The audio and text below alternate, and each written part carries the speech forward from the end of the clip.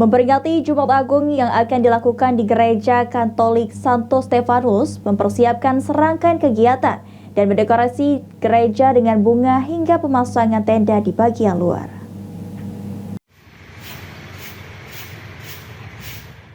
Memperingati Jumat Agung pada 29 Maret, Gereja Katolik Santo Stefanus Palembang mempersiapkan serangkaian kegiatan seperti mendekorasi gereja dengan bunga hingga pemasangan tenda.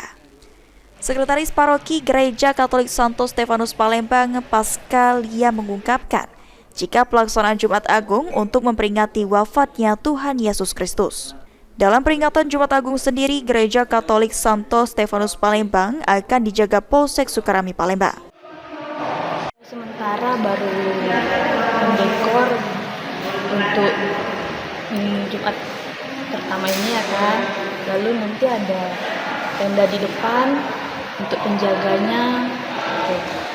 Baik, untuk jadwalnya sendiri kapan, Mbak?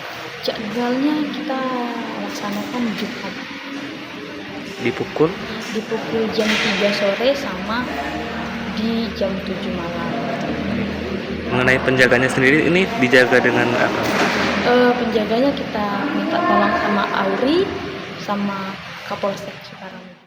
Sementara itu, Pastor Gereja Katolik Santo Stefanus Palembang, Romo Simon Margono, mengatakan Jumat Agung adalah hari Jumat sebelum Paskah yang merupakan hari suci umat Kristiani untuk mengenang wafatnya Yesus Kristus. Dan khusus di Gereja Katolik Santo Stefanus Palembang, jemaat yang akan hadir mencapai 600 hingga 700 jemaat Katolik. Untuk di sini sendiri ini bisa menampung berapa banyak umat, Romo?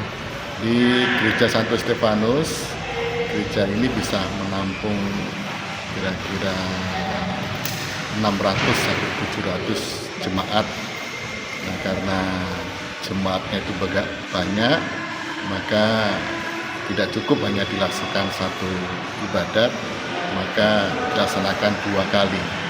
Kamis Putih itu 2 kali, Jumat Agung 2 kali, maupun juga hari Paskah, hari Minggu itu 2 kali.